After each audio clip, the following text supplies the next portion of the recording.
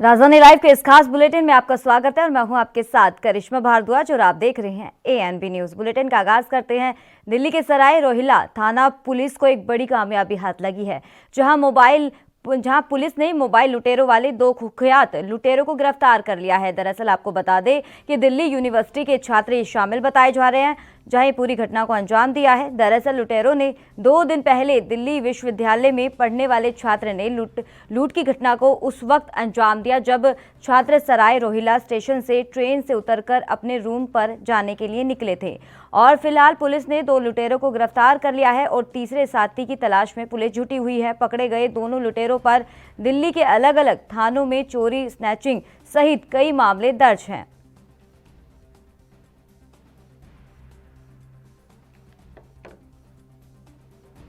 तो दिल्ली से खबर है, जहां पुलिस को एक बड़ी कामयाबी हाथ लगी है। आपको बता दें 2 कुख्यात लुटेरों को पुलिस ने गिरफ्तार कर लिया है। ये बताया जा रहा है काफी लंबे समय से 2 बदमाश यानी कि कुख्यात जो लुटेरे हैं वो घटना को अंजाम दे रहे थे। कई थानों में भी मामले दर्ज बताए जा रहे हैं। इसी के चलते ये भी जानकारी सामने आ रही है, इनके भी साथ में कई लोग शामिल बताए जा रहे हैं।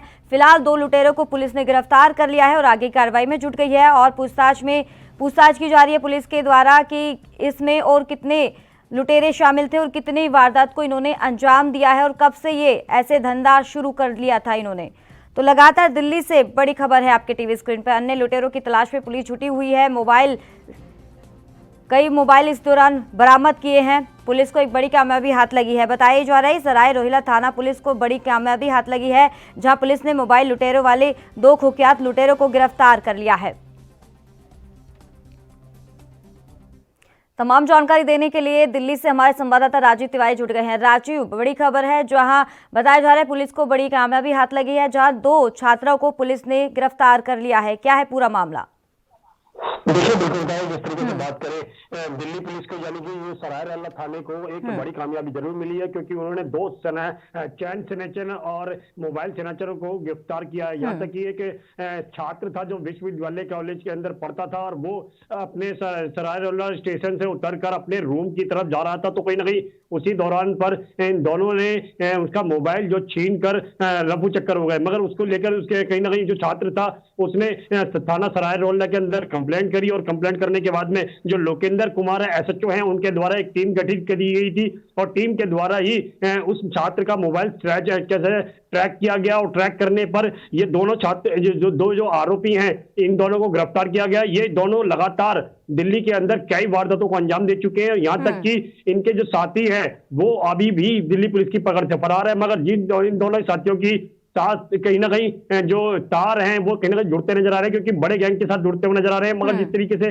इनके पास से लगातार कह सकते हैं और भी मोबाइल गिरफ्तार मिले हैं और लगातार और भी चीजें मिली है, तो इससे साफ जाहिर है इसके अंदर कहीं ना कहीं बड़ा गैंग का आशंका है। मगर जिस तरीके से लोकेंद्र जी से हमने जी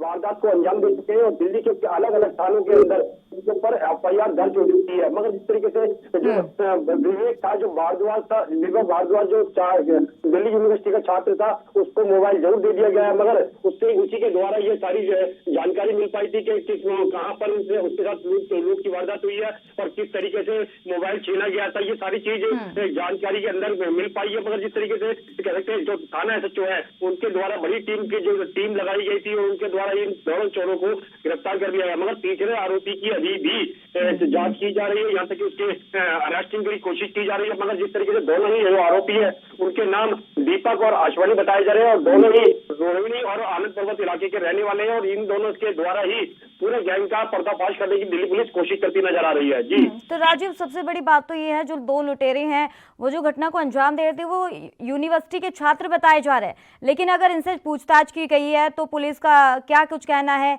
और आरोपियों का क्या कुछ कहना है? इसमें कितने समय से ऐसी घटना को अंजाम दिया जा रहा था? जिस तरीके से दोनों आरोपी की बात करें, अश्वनी और दीपक की, तो दोनों ही छात्र जरूर है, मगर कहीं ना कहीं ये बड़ी गहनता को अंजाम लगातार जिस तरीके से चैन स्नैचिंग, मोबाइल स्नैचिंग, इस तरीके की वारदात को अंजाम देते थे और कहीं ना कहीं लूटपाट के अंदर कई जगह पे शामिल है। मगर जिस तरीके से दिल्ली के अलग अलग थानों के अंदर इनके ऊपर केस दर्ज है और इनकी जो पुलिस इनको ढूंढ रही थी और जिस तरीके से अब इस केस के मोबाइल स्नैचिंग के द्वारा ही ये पकड़े गए हैं, तो कहीं ना कहीं दिल्ली पुलिस को बड़ी कामयाबी है। मगर इनके द्वारा अभी पूरे गैंग का पर्दाफाश करना बाकी है, क्योंकि दिल्ली पुलिस लगातार और साथियों की भी गिरफ्तारी करने की कोशिश कर रही है। मगर देखना है जिस तरीके से ये पूरी वारदात को अंजाम दे रहे थे, तो कहीं ना कहीं चिंता जरूर होती है, क्योंकि छात्र अगर इस तरीके की घटना अंजाम देते हैं तो कहीं ना कहीं चिंता जरूर होती है। मगर जिस तरीके से दिल्ली पुलिस ने इसका पर्दाफाश किया है और भी साथियों की गिरफ्तारी की जा रही है, तो कहीं ना कहीं देखना होगा दिल्ली पुलिस के हाथ में कितनी बड़ी कामयाबी मिल पाती है। मगर जिस तरीके से पूरी घटना को अंजाम दिया जा रहा था, तो कहीं ना कहीं ये जरूर है कि अब छात्रों के ऊपर भी दिल्ली पुलिस की जो अंकुश है वो जरूर लगेगा, क्योंकि जिस तरीके से पूरी घटना को अंजाम दिया गया है और खुद एक छात्र के साथ ही इस तरीके की घटना होती है, तो कहीं ना कहीं सवालिया निशान जरूर खड़ा होता है। मगर जिस तरीके से दिल्ली पुलिस के हाथ में कामयाबी जरूर है, मगर देखना होगा इसमें से पूरे गैंग के जो और साथी हैं वो किस तरीके से गिरफ्तार होते हैं। तो राजीव, इनके द्वारा जो पुलिस की पूछताछ में पता चला है कि कितनी घटनाओं को इन्होंने अंजाम दिया था और उसमें कितने और साथी शामिल हैं? जिस तरीके से ये पूरा गैंग है जो दिल्ली पुलिस की तरफ से बताया जा रहा है, मगर इसके अंदर पुख्ता तौर पर तो जो डीजीपी हैं वो ही बता सकते हैं। मगर अभी पुलिस जांच कर रही है कि दिल्ली के किन किन थानों के अंदर इनके ऊपर एफआईआर दर्ज हुई है। अभी ये जानकारी मिल पड़ी है कुछ थानों के अंदर जरूर एफआईआर दर्ज हुई है इनके खिलाफ, और कुछ पे शायद अभी और भी हो सकती है। तो कहीं ना कहीं अभी इसकी पुष्टि जो है वो डीसीपी साहब कर देंगे और कहीं ना कहीं देखना होगा कि पूरी जो घटनाक्रम हुई थी वो किस तरीके की हुई थी। मगर जो इनके अभी साथी हैं, यानी कि जो तीसरा साथी का नाम लिया जा रहा है जो, वो भी अभी फरार है। और जो तो राज्य पुलिस के द्वारा क्या कुछ कहना है कि क्या कुछ आश्वासन दिया जा रहा है जहां पर ये पूरी घटना को अंजाम दिया है, उनका क्या कुछ कहना है कि कब तक जो आरोपी फरार है उनको धरपकड़ कर पाएगी? जिस तरीके से बात करें विवेक भारद्वाज की जो छात्र था उसको मोबाइल जरूर दे दिया गया, मगर ये कहीं ना कहीं ये जरूर पूरे गैंग का पर्दाफाश करने के लिए लगी हुई है, क्योंकि लगातार इस तरीके की वारदात की जो घटना थी वो कहीं ना कहीं थाना सराय रोहला के अंदर आ रही थी और इसी को ट्रैक करने के लिए टीम बनाई गई थी, मगर टीम के द्वारा ही इसको पकड़ा गया है और दोनों ही आरोपी जो है वो छात्र बताए जा रहे हैं। मगर अभी और भी जानकारी जुटाने की कोशिश की जाएगी। जी चलिए, बहुत बहुत शुक्रिया राजीव तिवारी तमाम जानकारी देने के लिए। तो दिल्ली से बड़ी खबर है आपके टीवी स्क्रीन पर, जहां 2 लुटेरों को पुलिस ने गिरफ्तार कर लिया है। बताया जा रहा है दिल्ली के तमाम जगह पर ये अपनी घटना को अंजाम देते थे, कई स्नैचिंग भी कर चुके हैं, कई और मोबाइल को भी चोरी कर चुके हैं, लूट कर चुके हैं, काफ़ी घटना को अंजाम दे चुके हैं। जहां इसी मौके पर ही पुलिस ने 2 कुख्यात लुटेरों को गिरफ्तार कर लिया है और अन्य जो फरार बताए जा रहे हैं उनकी भी कार्रवाई लगातार जारी है और तलाश कर रही है पुलिस। तो दिल्ली से बड़ी खबर है आपके टीवी स्क्रीन पर, पुलिस को एक बड़ी कामयाबी हाथ लगी है, जहां पुलिस ने 2 कुख्यात लुटेरों को गिरफ्तार कर लिया है। कुख्यात इसलिए क्योंकि कई जगह पर अपनी घटना को अंजाम दे चुके हैं, मोबाइल चोरी कर चुके हैं, लूट की घटना को अंजाम दे चुके हैं, चोरी और चैन स्नैचिंग भी कर चुके हैं और कई जगह पर घटनाओं को अंजाम देकर इनके भी कई थानों में मामले दर्ज बताए जा रहे हैं, जहां फिलहाल पुलिस ने मौके वारदात पर ही दोनों आरोपियों को गिरफ्तार कर लिया है। तो रुक करते हैं अगली खबर का। किसान आंदोलन का समर्थन कर रहे कांग्रेस नेता राहुल और साथी प्रियंका गांधी मोदी सरकार पर लगातार हमलावर है और इसी बीच कांग्रेस की एक नेता के बयान ने पार्टी की किरकिरी करा दी है। दरअसल हरियाणा की नेता विद्या रानी ने कहा है कि किसान आंदोलन हम नेताओं को चलाना है, किसानों की हर तरह से मदद करे, जो पैसा दे सकता है वो पैसा दे, कुछ लोग शराब भी दे सकते हैं। विद्या रानी ने यह बयान रविवार को दिया था और बाद में इसका जो वीडियो वायरल हो गया। विद्या रानी हरियाणा के जींद में कांग्रेस नेताओं से बातचीत कर रही थी और इस दौरान उन्होंने कहा कि किसान आंदोलन तो खत्म हो चुका है, लेकिन 26 जनवरी के बाद ये फिर मजबूती से खड़ा हुआ है और अब हम लोगों को ही इस आंदोलन को आगे ले जाना है और ऐसे में आंदोलन कर रहे किसानों की हर तरह से मदद करनी चाहिए। जो सब्जी दे सकता है वो सब्जी दे, जो घी दे सकता है वो घी दे, पैसे से उनकी सहायता करनी चाहिए।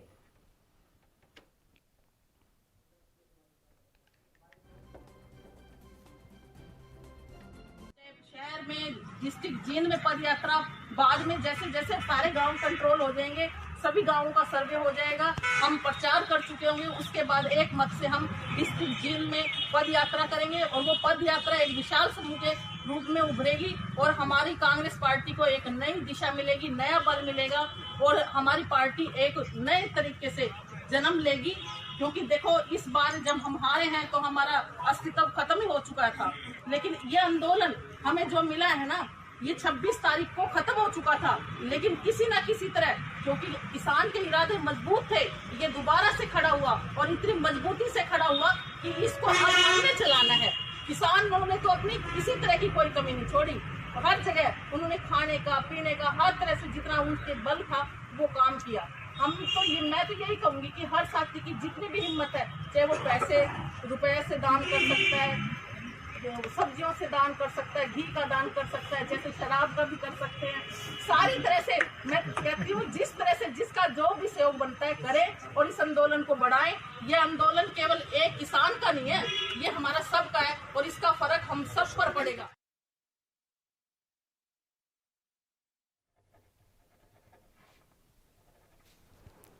तो किसान आंदोलन लगातार जारी है। 83 दिन हो चुके हैं किसान आंदोलन को, और इसी बीच कांग्रेस नेता विद्या रानी का बड़ा बयान आया है। उन्होंने कहा है कि किसान आंदोलन हमें चलाना है और हमारा जिस तरीके से अस्तित्व खत्म हो चुका था और आंदोलन के चलते वो हमारा फिर से बरकरार है, और जैसी भी मदद की जाए किसानों की मदद करनी चाहिए, चाहे पैसे की हो चाहे शराब की बात हो, हर तरह से किसानों की मदद करनी चाहिए।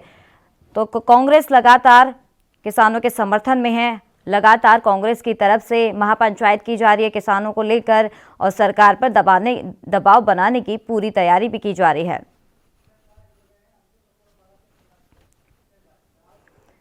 तो इस पे तमाम जानकारी देने के लिए हमारे संवाददाता अंकुर जुड़ गए हैं। अंकुर, बड़ी खबर है, जहां लगातार एक तरफ तो किसानों का प्रदर्शन है, दूसरी तरफ कांग्रेस लगातार किसानों के समर्थन में भी खड़ी है। तो इसी बीच एक कांग्रेस नेता का बयान सामने आया है, विद्या रानी का। उन्होंने कहा है कि किसानों का जो अस्तित्व है वो पूरी तरह से खत्म होने वाला था, मजबूती के साथ अब 26 जनवरी के बाद से शुरू हो चुका है, खड़ा हो चुका है प्लेटफॉर्म पर। लेकिन और इसी के चलते उन्होंने एक बयान ये भी दिया है कि अगर किसानों को मजबूती देनी है तो हमें उनकी मदद करनी चाहिए, चाहे शराब से की जाए चाहे खाने पीने को लेकर की जाए।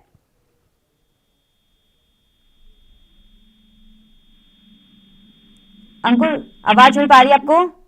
जी बिल्कुल, जैसा कि अभी अगर हम बात करें किसान आंदोलन की, तो किसान आंदोलन में दिन प्रतिदिन पक्ष के नेता हो चाहे विपक्ष के नेता हो, हर बार एक नए विवादित बयान सामने आ रहे हैं। अभी हाल में अगर हम बात करें तो उन्होंने किसानों के जीवन मरण पर विवादित बयान दे डाला। अब अगर हम बात करें कांग्रेसी नेत्री है ये विद्या देवी, इन्होंने भी किसान आंदोलन में एक विवादित बयान दिया है। विद्या देवी ने कहा है कि जो अभी यहाँ पर कांग्रेस जिला कार्यकारिणी की बैठक हो रही थी, उसमें उन्होंने कहा है कि किसानों की मदद करनी है, किसान आंदोलन को आगे बढ़ाना है, इसको खत्म नहीं करना है। उन्होंने बड़ा विवादित बयान दिया कि चाहे पैसा दान कर या शराब बांट कर, विवादित बयान। तो अंकुर, क्या लगता है इस बीच एक विवादित बयान और कितना तुल पकड़ सकता है, कितना सियासी रंग इसमें शामिल हो सकते हैं? क्योंकि इस बीच जिस तरीके से किसानों का प्रदर्शन है, कहीं ना कहीं इसमें विपक्ष का भी बहुत बड़ा हाथ है। जी बिल्कुल, अगर हम बात करें कि जो कांग्रेसी नेत्री विद्या देवी ने विवादित बयान दिया है, ये बयान उन्होंने उस समय दिया था जब वहां पर कांग्रेस जिला कार्यकारिणी की बैठक चल रही थी। उस समय कांग्रेस के सुविधा के जो विधायक है सुभाष गंगोली समेत और अन्य कई नेता भी वहां पर मौजूद थे। इसको लेकर जब सारा इन्होंने विवादित बयान दे डाला तो जो बीजेपी है, बीजेपी की तरफ से भी प्रतिक्रिया आई। जो बीजेपी के प्रवक्ता है परवीन अत्रे, उन्होंने भी कहा है कि विद्या देवी ने जो बयान दिया है उससे साफ हो गया कि कांग्रेस की असल मंशा क्या है। और लगातार जो हम किसान आंदोलन के माध्यम से कांग्रेस पर राजनीति का आरोप लगा रहे थे, उन्हीं तमाम आरोपों की पुष्टि विद्या देवी ने अपने बयान से कर दी है। तो अगर हम दोनों की बात करें तो विपक्ष और पक्ष कोई भी नेता किसान आंदोलन पर विवादित बयान देने से बाज नहीं आ रहा है और किसी को लेकर सियासी माहौल। लेकिन अंकुर, एक तरफ जहां अब जिस तरीके से कांग्रेस नेता विद्या रानी का एक बयान सामने आया है, जहां बीजेपी भी लगातार किसानों को लेकर कह रही थी कि वहां पर मेला चल रहा है और पकवान बनाए जा रहे हैं अलग अलग तरीके से, लेकिन इसी बीच अब एक और कांग्रेस की तरफ से ऐसा बयान सामने आना तो कहीं ना कहीं तो किसानों को एक आहत पहुंचाने वाली बात है। बिल्कुल, अगर हम बात करें तो कांग्रेस की तरफ से काफी समर्थन का मैसेज आ रहे थे काफी कि हम किसानों के समर्थन में है, किसान आंदोलन की जो कितने किसान वहाँ पे भाई बैठे हैं उनकी हर तरीके से मदद की जाएगी। लेकिन जिस तरीके से यहाँ पर विवादित बयान जो सामने आ रहे हैं उसको लेकर सियासी माहौल है काफी गर्मा गया है। उसको लेकर बीजेपी भी काफी उनके ऊपर बयानबाजी कर रही है। तो इन सब चीजों को लेकर इस समय जो हरियाणा का माहौल है वो काफी सियासी गर्म हो चुका है। तो अंकुर, अब अगर बीजेपी की बात करें, बीजेपी नेताओं की, तो इस बयान के बाद उनकी क्या प्रतिक्रिया सामने आ रही है? जी बिल्कुल, अगर हम बात करें बीजेपी की तो बीजेपी की ओर से जो बीजेपी के प्रवक्ता है प्रवीण अत्रे, उन्होंने कहा है कि विद्या देवी ने जो बयान दिया है उससे साफ हो गया है कि कांग्रेस की असल मंशा क्या है। और लगातार जो हम किसान आंदोलन के माध्यम से कांग्रेस पर राजनीति करने का आरोप लगा रहे थे, उन्हीं तमाम आरोपों की पुष्टि अब विद्या देवी ने अपने बयान से कर दी है। तो अगर हम बात करें तो दोनों की तरफ से अभी कुछ हाल में हरियाणा के कृषि मंत्री ने भी ऐसा ही बयान दिया था जीवन मरण पर किसानों के, तो अब विद्या देवी का आ गया है। तो इस दोनों को लेकर पक्ष और विपक्ष के दोनों नेताओं के बीच इस समय जो हरियाणा का सियासी माहौल है वो किसान आंदोलन में काफी गर्म होता दिखाई दे रहा है। तो अंकुर, अब इस बयान के बाद विद्या रानी ने जो बयान दिया है इसको लेकर अब कितना असर कांग्रेस पार्टी पर पड़ने वाला है, क्योंकि लगातार कई जगह पर कई राज्यों में भी चुनाव होने वाले हैं? अगर हम बात करें तो जो विवादित बयान अभी सामने आ रहे हैं, अभी हाल में जो हरियाणा की जो कृषि मंत्री है उन्होंने किसानों के ऊपर जीवन मरण पर विवादित बयान दिया था, लेकिन कुछ समय बाद उन्होंने उस पर माफी नहीं मांगी। लेकिन अगर हम बात करें अभी तक जो कांग्रेस नेत्री जो विद्या देवी है, जब से उन्होंने ये बयान दिया है कि चाहे किसानों की मदद करनी है, चाहे पैसा दान कर दिया जाए या शराब बांट कर किया जाए, तो उन्होंने या कांग्रेस की तरफ से ऐसी कोई प्रतिक्रिया नहीं आई है कि उन्होंने ये बयान गलत दिया हो, विवादित दिया हो। तो अभी तक उनकी कांग्रेस की तरफ से किसी भी प्रकार की कोई प्रतिक्रिया अभी तक सामने नहीं आई है। तो अंकुर, क्या लगता है इस विवादित बयान के बाद किस तरीके से माहौल गरमाया जा सकता है? क्या आपको लगता है कि शराब पीने से, क्या वहां पर लगातार किसान आंदोलन कर रहे हैं और 83 दिन हो चुके हैं, क्या इसी के चलते लगातार सियासी घमासान होता जा रहा है, क्योंकि अब रणनीति है वो और ज्यादा गरमाती हुई नजर आ रही है? बिल्कुल, अगर हम बात करें कांग्रेस नेत्री जो विद्या देवी ने बयान दिया है, अभी हाल ही में जो चुनाव यहाँ पर सामने आने वाले हैं, तो चुनावों में किसान जो किसानों की विवादित बयान सामने आ रहे हैं उनसे काफी निराशजनक है। और अगर अभी जो चुनाव आने वाले हैं उनको भी इसके ऊपर काफी आहत हो सकता है कांग्रेस पार्टी को, क्योंकि किसान ही ऐसे विवादित बयानों से काफी निराश दिखाई दे रहे हैं। तो राकेश टिकैत का भी एक बयान सामने आया, उन्होंने कहा है कि हम बातचीत के लिए तैयार हैं, लेकिन पीएम मोदी को बीच में आने की कोई जरूरत नहीं है, हम तैयार है, बातचीत के लिए बुलाया जाए। अभी सूत्रों से भी जानकारी मिली है कि राकेश जो पार्टी है, जब से यहाँ पर दिल्ली का माहौल खराब हुआ था उसको लेकर दोनों पक्ष अभी तक तो बैठे थे, एक दूसरे की प्रतिक्रिया का इंतजार कर रहे थे कि उधर से कौन आए। जो नरेंद्र मोदी है, बीजेपी है, सेंटर में उनकी सरकार है, तो वो सबसे पहले किसानों को एक कॉल करे कि जिससे एक जो माहौल है दोबारा से इकट्ठा किया जा सके और दोबारा से बातचीत करके समस्या का हल निकाला जा सके। और जो दूसरी तरफ पक्ष है वो ये देख रहे थे कि किसानों की तरफ से जो किसान नेता है वो कॉल करे कि जिस हिसाब से आगे की मीटिंग कर सके। लेकिन इन सब दोनों बातों को लेकर जो राकेश टिकैत ने ध्यान दिया है कि जो पीएम मोदी है वो बीच में ना आए, तभी इस समस्या का हल निकाला जा सका। तो इन सब बातों को लेकर इस समय यहाँ भी माहौल सियासी हो रखा है। लेकिन अंकुर, इसमें तो एक बड़ी बात ये है, पहले तो शुरुआत से ही कहा जा रहा था किसान नेताओं की तरफ से कि हमें प्रधानमंत्री से बात करनी है, लेकिन इसी बीच अब अचानक से ऐसा बयान देना कहीं ना कहीं तो अलग बात दिख रही है, कहीं ना कहीं तो सियासत गरमाने लगी है इस मुद्दे पर भी। अब बिल्कुल, जो अभी तक देखने को मिल रहा है कि जो हरियाणा और पंजाब के किसान हैं, जो अगर हम गुलाब सिंह चमेली की बात करें और पंजाब और इधर हरियाणा के किसान नेताओं की बात करें, अगर हम बात करें तो इस समय जो पहले इनके संगठन की मीटिंग होती थी उसके बाद एक निष्कर्ष निकाला जाता था कि एक बयान जारी किया जाएगा। लेकिन इस समय जो किसान आंदोलन है वो भी अलग अलग बयान देते दिखाई दे रहे हैं। तो इन सबकी अगर समीक्षा लगाई जाए तो जब तक यहाँ पर जो इनका संयुक्त मोर्चा है वहां से एक नया बयान रखेगा या गुलाम सिंह चंदूनी या कोई भी उनके जो अलग नेता है उनकी तरफ से जब तक कोई बयान सामने नहीं आ जाता कि किसान आंदोलन को आगे जो क्या रणनीति देनी है, तब तक जो राकेश टिकैत का बयान है उसमें अभी तक जो माहौल है वो सियासी बना हुआ है। बिल्कुल अंकुर, क्या लगता है कि किसानों की आड़ में कांग्रेस पार्टी या तमाम ऐसी पार्टी हैं जो अपनी राजनीति रोटियां सेकने की कोशिश की जा रही है, वोट बैंक की अगर बात करें तो वो उसको बरकरार रखने के लिए ऐसी राजनीति की जा रही है? तो अभी कुछ दिनों में जो पक्ष के नेता है और विपक्ष के नेता जो विवादित बयान देते दिखाई दे रहे हैं, एक दूसरे पर आरोप लगाते हैं कि जो किसान आंदोलन है उसमें आप रोटियां सेक रहे हैं, वो उस पर आरोप लगाते हैं। तो मिला जुला जो विवादित बयान सामने आता है, कभी कृषि मंत्री का, तो अब जो कांग्रेस नेत्री विद्या देवी का, ये सब कुछ बयान देना आता है, तो दोनों एक दूसरे पर आरोप लगा रहे हैं कि जो साफ दिख रहा है किसान आंदोलन में सब रोटियां सेकते इस समय नजर आ रहे हैं। क्योंकि अलग अलग क्षेत्रों, अलग अलग अगर हम स्टेटों की बात करें तो वहां पर कई जगह जो इलेक्शन भी सामने आने वाला है, तो इसको लेकर सब अपनी रोटियां सेकते नजर आ रहे हैं कि किसान हमारा समर्थन करे और हम भी किसानों का समर्थन करें, किसी प्रकार से किसान हमसे खुश हो जाए और हम अपनी जो राजनीतिक रोटियां सेकने में कामयाब हो जाए, जिससे हमारी किसी भी क्षेत्र में जहाँ पर इलेक्शन होने वाला है। अंकुर किसान नेताओं का साफ तौर पर कहना है कि हमें कोई भी पार्टी नहीं चाहिए।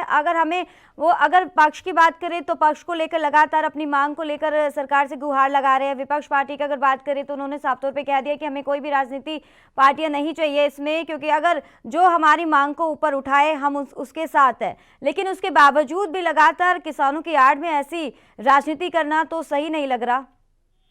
बिल्कुल, अगर हम बात करें तो साफ शब्दों में जब तक किसान आंदोलन शुरू हुआ है उसमें किसान जो संयुक्त मोर्चा बनाया गया था, किसान वहां पर जो नेता बैठे थे उन्होंने साफ शब्दों में कहा था कि हमारे धरने पर वही आकर बैठेगा जो हमारा टिकरी बॉर्डर पर, शंभू बॉर्डर पर, जहां भी हमारे यहाँ पर धरने लगाए गए हैं, यहाँ पर आकर कोई राजनीति नहीं करेगा और जो भी यहाँ पर आएगा अपना इस्तीफा देकर हमारे यहाँ पर बैठेगा। किसी भी प्रकार की कोई भी ऐसे बयानबाजी नहीं दी जाएगी। जब अभी हमने किसानों से भी और जो यहाँ पर नेता बैठे हैं उनसे भी बातचीत की है कि ऐसे ऐसे करके जो विवादित बयान सामने आ रहे हैं उन पर आपकी क्या प्रतिक्रिया रहेगी। उनका भी साफ शब्दों में किसानों को यही कहना था कि हमने अपनी तरफ से एक बॉर्डर से यहाँ पर जहाँ हम धरने पर बैठे कॉल किया गया था कि हमारे जो किसान आंदोलन में समर्थन में वही नेता यहाँ पर आकर बैठेंगे जो अपने वहां से इस्तीफा देकर हमारे साथ बैठेंगे।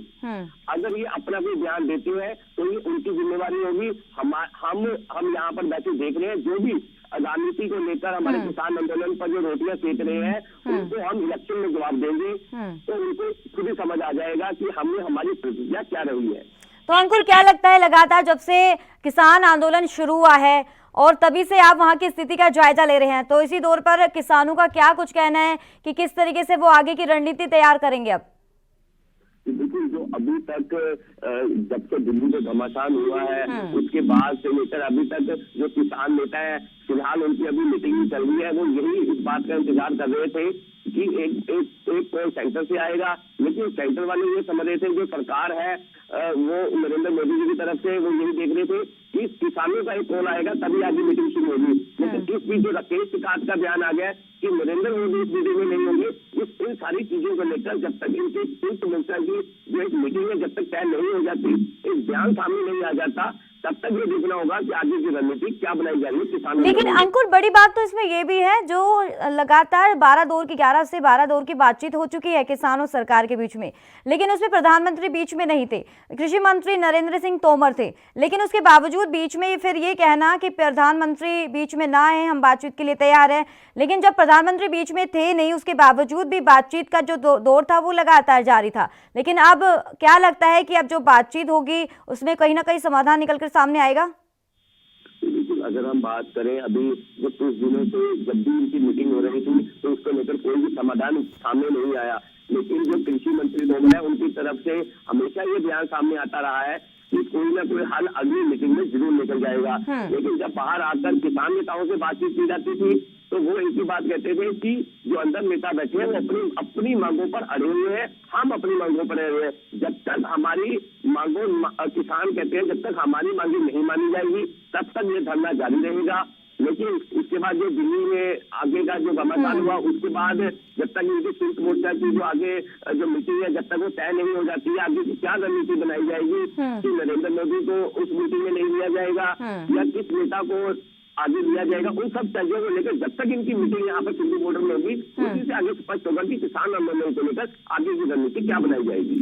अंकुर, 26 जनवरी को जो एक हिंसा देखने को मिली थी, दिल्ली हिंसा, तो इसी दौरान काफ़ी किसान नेताओं के मुकदमे भी दर्ज हो गए थे, लेकिन इसी के चलते जब ये भी बताया जा रहा था कि किसान आंदोलन में काफ़ी कमी दिखाई दी है, कमज़ोर पड़ गई है, लेकिन उसके बाद जब राकेश टिकैत का एक भावुक करने वाला वीडियो आया था जिसमें वो रोते हुए नजर आए थे, तो वहीं अब जो किसान नेता की वीडियो वायरल हुई थी, तो उसमें दोबारा एक मजबूती देखने को मिली थी किसान आंदोलन में। लेकिन अगर बात करें हरियाणा की, तो हरियाणा में किस तरीके से मौजूदा स्थिति है, वहाँ पर कितने आंदोलन कर रहे हैं वहाँ पर किसान, और क्या वहाँ की जनता का क्या कुछ कहना है, कितनी उनको दिक्कतों का सामना करना पड़ रहा है आवाजाही में?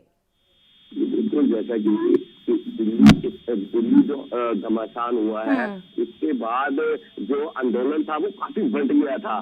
हमारे पास कई वीडियो भी सामने आए कि जो सिंधु बॉर्डर है, शंभू बॉर्डर है, टिकरी बॉर्डर है, वहां से किसान नेता अपना आंदोलन खत्म करके अपने अपने घर की तरफ रवाना हो गए थे। लेकिन इसी बीच जैसे राकेश टिकैत का जो आंसू भरा भावपूर्ण एक वीडियो वायरल हुआ, उसके बाद यहाँ पर एक जो किसान आंदोलन को कह सकते हैं दोबारा से एक मजबूती मिली। यहाँ पर खाप पंचायतों की मीटिंग हुई। खाप अगर हम बात करें तो जींद की, हरियाणा की जींद में जो चबूतरा है वहां पर मीटिंग की गई और वहां से एक कॉल दोबारा से शुरू हुई कि किसान आंदोलन को मजबूती देने के लिए राकेश टिकैत का समर्थन किया जाना है। तो एक तरफ से अगर हम बात करें तो दोबारा से जो किसान आंदोलन में जो किसान है वो दोबारा से उन्होंने रुख पलटा और सिंधु बॉर्डर, शंभू बॉर्डर, टिकरी बॉर्डर, सभी बॉर्डर को उन्होंने दोबारा से मजबूत कर दिया। अगर हम बात करें तो इस समय किसान आंदोलन कहीं बिखरता नजर नहीं आ रहा है, इसलिए दोबारा और तेजी से यहाँ पर जो किसान आंदोलन है उन्होंने मजबूती पकड़ ली है। लेकिन आगे की जो रणनीति है वो तब तक तय की जाएगी जब तक यहाँ पर एक संयुक्त मोर्चे की जो मीटिंग है वो जब तक वो तय नहीं हो जाती कि किसान आंदोलन में आगे के लिए क्या रणनीति लेनी है, नरेंद्र मोदी को बीच में रखना है या कृषि मंत्री तोमर से बातचीत करनी है। इन सब चीजों को लेकर जब तक इनकी बातचीत नहीं हो जाती है, इनकी रणनीति तय नहीं हो जाती है, आगे की क्या प्रक्रिया रहेगी वो तय करना मीटिंग में होगा। हम लोग चीज का इंतजार कर रहे हैं कि आगे किसान आंदोलन किस तरफ रुख लेगा। अंकुर कपूर, क्या लगता है अभी बीच में जो हाल ही में किसान नेता राकेश टिकैत का एक इंटरव्यू वायरल हुआ था, उन्होंने साफ तौर पे बोला था कि 2 अक्टूबर तक हमें अल्टीमेटम दे दिया कि 2 अक्टूबर के बाद भी अगर सरकार हमारी बात नहीं मानेगी तो हम आंदोलन ऐसे ही जारी रखेंगे। लेकिन जब उससे किसान नेता गुरनाम से बातचीत की तो उन्होंने इस बयान पे ये कहा है कि मुझे हंसी आती है कि किस तरीके से राकेश टिकैत ऐसे बयान दे सकते हैं। क्या लगता है कि इसमें भी कमजोरी कुछ आंदोलन पे कुछ असर पड़ सकता है क्या? जी बिल्कुल, जो किसान आंदोलन में गुलाम सिंह चंदूनी का बयान लगाए, राकेश टिकैत का बयान लगाए, तो इन सब बातों को लेकर जो चीजें वायरल हुई है, हम भी इसमें देख रहे हैं कि गुलाम सिंह चंदूनी क्या बयान दे रहे हैं, राकेश टिकैत क्या बयान दे रहे हैं। लेकिन अगर इन सब दोनों चीजों की बात करें तो अगर हम बात करें जो खाप है, हरियाणा की खाप है, वहां पर सबसे बड़ी जो खाप है जींद में, वहां पर इनकी मीटिंग हुई थी। वहां पे राकेश टिकैत, गुलाम सिंह चंदूनी, सभी आला जो इनके नेता है वहां पर बड़ी मजबूती से दिखाई दिए थे और वहां से फरमान भी जारी हुए थे कि किसान आंदोलन को, चाहे वो शंभू बॉर्डर हो, चाहे वो टिकरी बॉर्डर हो, चाहे वो सिंधु बॉर्डर हो, उसको ज्यादा से ज्यादा मजबूत बनाना है। लेकिन जब राकेश टिकैत और गुलाम सिंह चंदूनी के जो बयान है जब एक दूसरे से कटाक्ष करते नजर आते हैं तो थोड़ा बहुत हर जगह लगता है कि कहीं किसान आंदोलन को इसको लेकर कहीं कम होता ना दिखाई दे। लेकिन फिर भी जो और किसान नेता है उन्होंने काफी मजबूती दिखाई है और यहाँ पर जो किसान आंदोलन है काफी मजबूत होता दिखाई दे रहा है। अगर हम सिंधु बॉर्डर की बात करें, टिकरी बॉर्डर की बात करें, चाहे शंभू बॉर्डर की बात करें, यहाँ पर किसान काफी मजबूती से बैठे हैं। क्योंकि एक बार अगर हम बात करें हरियाणा और आसपास के क्षेत्रों की, तो यहाँ पर जो टोल प्लाजा है वो भी खोल दिए गए थे।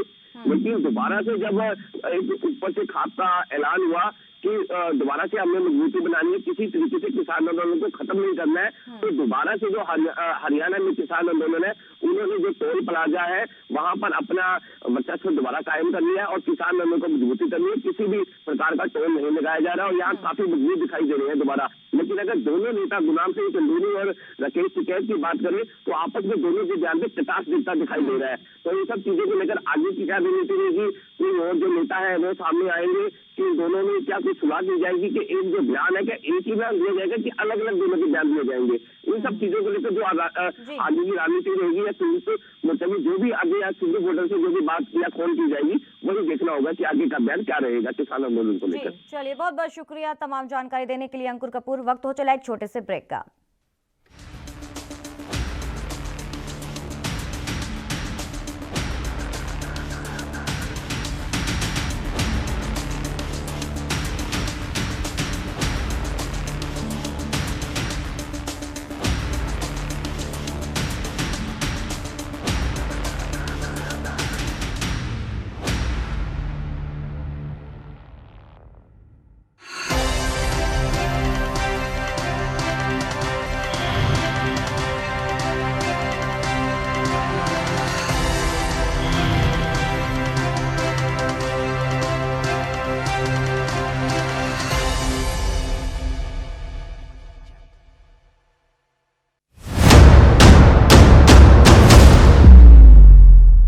हक की बात दोपहर 12 बजे सिर्फ ANB न्यूज पर।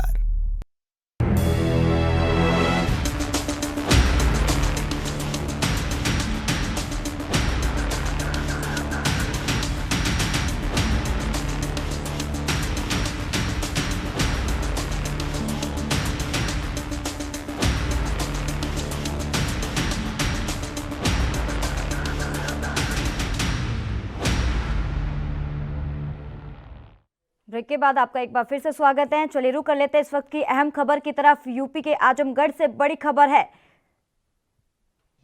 है आपकी टीवी स्क्रीन पर। आपको बता दें कि बसपा नेता की गोली मारकर हत्या कर दी गई है। आजमगढ़ से बड़ी खबर आपकी टीवी स्क्रीन पर दिखा रहे हैं। बसपा के नेता की गोली मारकर हत्या कर दी गई है।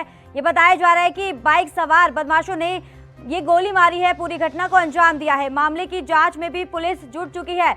यूपी के आजमगढ़ से बड़ी खबर आपकी टीवी स्क्रीन पर है, जहां बसपा के नेता को गोली मारकर हत्या कर दी। बताया जा रहा है जो हत्या की वारदात को अंजाम दिया है बाइक सवार बदमाशों ने दिया है। बाइक सवार बदमाश कौन थे अभी इसकी पुष्टि पूरी तरीके से नहीं हो पाई है। और वहीं सूचना मिलने के साथ भी हालांकि पुलिस भी मौके पर मौजूद है, पूरी जांच कर रही है मामले की। बड़ी खबर है यूपी के आजमगढ़ से आपके टीवी स्क्रीन पर, जहां बसपा की नेता की गोली मारकर हत्या कर दी गई है। जिसने ये घटना को अंजाम दिया है वो बाइक सवार बताए जा रहे हैं। बाइक पे ये बदमाश आए थे जो पूरी घटना को अंजाम दिया है, गोली मार दी है बसपा के नेता को। पुलिस भी मौके पे मौजूद है, जहां पूरी जांच में जुटी हुई है। तो बड़ी खबर है यूपी के आजमगढ़ से, बाइक सवार बदमाशों ने गोली मारकर हत्या कर दी बसपा नेता की।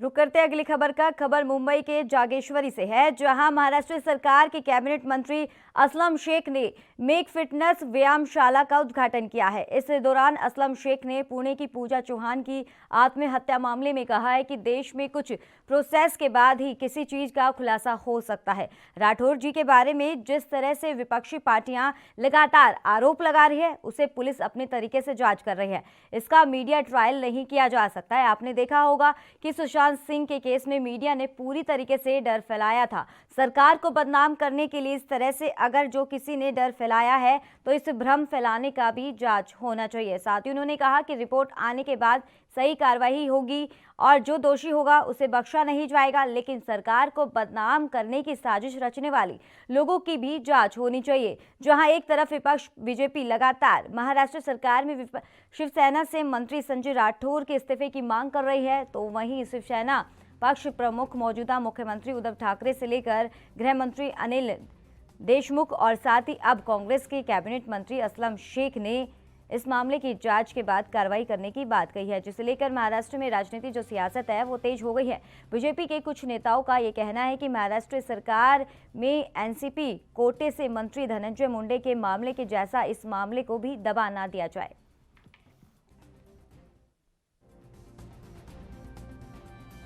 असं आहे की त्या प्रकरणाची जांच चालू आहे। कालही बोललो होतो, आजही बोलणार आणि उद्याही तेच बोलणार आहे। ज्यापर्यंत ही सगळी गोष्ट समोर येत नाही त्यापर्यंत कोणावरती आरोप करणे हे योग्य होत नाही. आपल्या देशात एक डेमोक्रेसी आहे, डेमोक्रेसीमध्ये एक प्रोसेस असतो आणि ते प्रोसेस केल्यानंतरच कोणावरती आरोप सिद्ध होतात. तर आता प्रायमरी तर पोलिसांतर्फे त्याची इन्क्वायरी होत आहे, तर ते झाले की समोर सांगतो. विपक्षांनी राजीनामाची मागणी केली आहे. बघा, विपक्षांचं कामच काय आहे? विपक्षाचं कामच ते आहे की त्यांनी आरोप करावा आणि देशाचा कायदा काय बोलतोय. देश आरोपवरती नाही चालत, कायद्यावरती चालत. याच्या आधी तुम्ही बघितलं असेल की कितीतरी चॅनलवाल्यांनी सुशांत सिंगच्या नावाखाली महिनो नाही वर्षभर चालवलं, शेवटी काय निघालं. असं करता येत नाही. पोलिसांचा प्रक्रिया असते, ते प्रक्रिया झाल्यानंतर त्याच्यावरती योग्य कारवाई करण्यात येईल. सर क्या कहना चाहेंगे पूजा चौहान को? देखिए, ऐसा है कि इस देश के अंदर एक प्रोसेस है, वो प्रोसेस के बाद ही जो है किसी चीज के बारे में खुलासा हो सकता है. और राठौड़ जी के बारे में जिस तरीके से विरोधी पार्टियां उन पर आरोप लगा रही हैं, उसकी जो है पुलिस अपनी तरीके से इन्वेस्टिगेशन कर रही है. किसी भी चीज को hard and fast media trial नहीं किया जा सकता. आपने देखा होगा कि सुशांत सिंह के मामले में भी किस तरीके से सारी मीडिया ने पूरे देश में एक भ्रम फैलाया था. तो इसी तरीके से अभी इस सरकार को बदनाम करने के लिए इस तरीके से विरोधी पक्ष के लोगों ने अगर भ्रम फैलाया तो उसकी जांच होनी चाहिए. जांच इस पे तमाम जानकारी देने के लिए हमारे संवाददाता मुरारी सिंह जुड़ गए हैं. मुरारी, जिस तरीके से बताया जा रहा है कि जो पूजा ने जो आत्महत्या करी थी, उस पर अब लगातार सियासत गरमाती जा रही है. अब ये भी बताया जा रहा है कि इसमें कैबिनेट मंत्री असलम शेख ने विवादित बयान दिया. उन्होंने कहा है कि इस पे जो दोषी होंगे उस पर कार्रवाई की जाएगी, लेकिन भ्रम जो फैलाने वाले वो अब सख्त हो जाइए. जी करिश्मा, बिल्कुल सही कहना है. मुंबई के जोगेश्वरी इलाके में MYC व्यायामशाला के उद्घाटन में पहुंचे महाराष्ट्र के कांग्रेस कैबिनेट मंत्री असलम शेख ने जिस तरीके से कहा कि भ्रम फैलाने की कोशिश की जा रही है, जिस तरीके से पहले की गई थी, साथ ही उन्होंने कहा दोषी होगा कार्रवाई की जाएगी, लेकिन मीडिया ट्रायल करना गलत है. लेकिन इस पूरे स्टेटमेंट से इतना जरूर साफ है कि महाराष्ट्र सरकार में एक साथ तालमेल बनाकर पूरे मामले की जांच हो रही है. भले ही लगातार आरोप लग रहे हों नेताओं के ऊपर, लेकिन गृह मंत्री अनिल देशमुख का बयान मांगे या मुख्यमंत्री उद्धव ठाकरे का, या फिर जिस तरीके से कैबिनेट मंत्री असलम शेख ने कहा कि पूरे मामले की बारीकी से जांच हो रही है और जांच आने के बाद, रिपोर्ट आने के बाद ही जो भी दोषी होंगे उनके ऊपर कार्रवाई की जाएगी. लेकिन लगातार टिकटॉक स्टार पूजा चौहान जो पुणे में सुसाइड की थी, उसे लेकर के जिस तरीके से ऑडियो क्लिप वायरल हुआ था और उसमें जो है शिवसेना कोटे से मंत्री संजय राठौड़ के नाम आए थे, उनके इस्तीफे की मांग को लेकर राजनीति पूरी तरह से सियासत रूप ले चुकी है. जी तो मुरारी सिंह, क्या लगता है, जहां अब महाराष्ट्र सरकार ने, उद्धव ठाकरे ने भी अब लगातार इस जांच की मांग कर रहे हैं कि जांच होनी चाहिए, क्या लगता है कि अब जो सही आरोपी है उसको उसके साथ कुछ के मतलब कार्रवाई की जाएगी उसके खिलाफ? देखिए करिश्मा, ये तो कह पाना मुश्किल है, क्योंकि अगर इससे पहले के मामले के ऊपर नजर डाले तो एनसीपी कोटे से मंत्री धनंजय मुंडे के ऊपर एक महिला ने आरोप लगाया था और लगभग सप्ताह भर के अंदर ही पूरा मामला रफा दफा हो गया था. कहीं इस मंत्री के पीछे जिस तरीके की जांच चल रही है, आखिर उनके इस्तीफे की बात हो या कार्रवाई की, महाराष्ट्र सरकार की तरफ से आश्वासन दिया जा रहा है, लेकिन परिवार का माने और खास करके जो बीजेपी के नेता हैं उनका कहना है कि इस मामले में सरकार लापरवाही कर रही है. जब किसी आम आदमी के खिलाफ पुलिस में शिकायत जाती है तो पुलिस उसे ताबड़तोड़ पकड़कर पुलिस थाने लाती है और कई घंटे पूछताछ करती है. इतने बड़े स्टार की जो है कि मौत होती है और पूरा महाराष्ट्र उसकी सच्चाई जानना चाहता है, तो आखिर महाराष्ट्र सरकार जो जिन जिन लोगों के नाम आए हैं उनके साथ में कार्रवाई क्यों नहीं करती है, जांच का हवाला क्यों दे रही है? ऐसे तमाम सवाल विपक्ष की तरफ से उठाए जा रहे हैं. वही महाराष्ट्र सरकार में अगर एनसीपी, कांग्रेस, शिवसेना की बात करें तो सारे नेताओं का यही कहना है कि इस पूरे मामले में पुलिस भले ही बारीकी से पूरे मामले की जांच कर रही है, जो भी दोषी होंगे वो बख्शे नहीं जाएंगे. जी तो मुरारी सिंह, अब लगातार विपक्ष पार्टी, अगर बीजेपी की बात करें, बीजेपी भी लगातार महाराष्ट्र सरकार पर निशाना साधे. उन्होंने कहा है कि जो मुंडे का जो मामला था वो भी राठौड़ जैसा ही था. अब जो मुंडे का जो मामला को शांत कर दिया गया है और ऐसे ही राठौड़ का जो मामला है वो उसको भी अब शांत कर दिया जाएगा. देखिए करिश्मा, हमने पहले भी बताया कि लगातार बीजेपी जो है महाराष्ट्र सरकार को घेर रही है, महाराष्ट्र सरकार के ऊपर दबाव बनाना चाहती है और उसी कड़ी में ये बयान देखा जा रहा है कि जिस तरीके से धनंजय मुंडे के मामले को दबाया गया है, कहीं पूजा चौहान टिकटॉक स्टार जिसने आत्महत्या किया था उसके मामले को भी न दबा दिया जाए, इसलिए विपक्ष यहाँ पर आक्रामक है।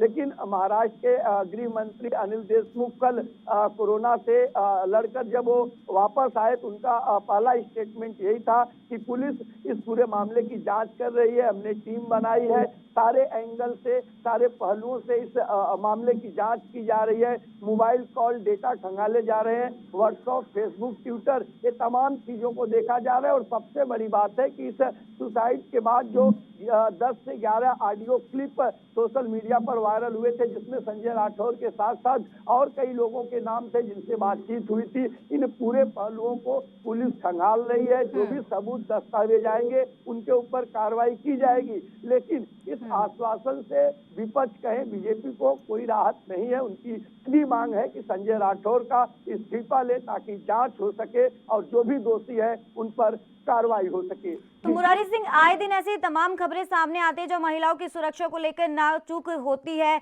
कहीं ना कहीं चूक तो देखने को मिलती है। अब लगातार महाराष्ट्र सरकार भी घिरती हुई नजर आ रही है। पहले मुंडे पर ये एक मामला सामने आया था, एक बलात्कार को लेकर, महिला के साथ बलात्कार किया था, लेकिन अब राठौर पर भी ऐसा ही एक आत्महत्या उकसाने का आरोप लगा हुआ है। लेकिन कहीं ना कहीं तो महाराष्ट्र सरकार और साथ ही अगर बात करें पुलिस प्रशासन की, ये सवालिया निशान तो खड़े होते हैं इन्हीं पर। जी करिश्मा, ये कहना गलत नहीं होगा। जिस तरीके से मुंबई सहित पूरे महाराष्ट्र में आए दिन महिलाओं के साथ जो है वारदात होती है, चाहे उनके साथ में मोलिस्टेशन होता है, मारपीट होती है, रेप जैसी चीजें होती हैं, बावजूद उसके घटना कम होने का नाम नहीं ले रहा है। तो अब ये सारी चीजें सरकार में जो मंत्री हैं उन लोगों के ऊपर आरोप है, तो वास्तव में ये चिंताजनक है कि आखिर ये किस तरीके का सरकार चल रही है और किस तरीके के लोग हैं कि इस तरीके की घटनाएं सामने देखने के लिए मिल रही है। लेकिन ये कहना भी गलत नहीं होगा कि खुद महाराष्ट्र के मुख्यमंत्री उद्धव ठाकरे ने इस मामले में संज्ञान लिया था और उन्होंने कहा था कि हम भी इस पूरे मामले में अधिकारियों से बात कर रहे हैं, भी दोषी होंगे वो बख्शे नहीं जाएंगे। अगर करिश्मा कैबिनेट मंत्री असलम शेख के उस बयान पर नजर डाले जिसमें उन्होंने कहा कि भ्रम फैलाने की कोशिश की जा रही है, जो भी लोग भ्रम फैला रहे हैं उनकी भी जांच होनी चाहिए। उन्होंने सुशांत सिंह सुसाइड केस का मीडिया ट्रायल का हवाला देकर के कहा कि संजय राठौर जी का ट्रायल नहीं करना चाहिए और जो भी भ्रम फैलाते हैं, तो कहीं न कहीं सरकार चाहती है कि गुनहगार को सजा मिले लेकिन किसी का ट्रायल न चले। जी करिश्मा, तो पुलिस प्रशासन की तरफ से कहां तक ये कार्रवाई आगे पहुंची है?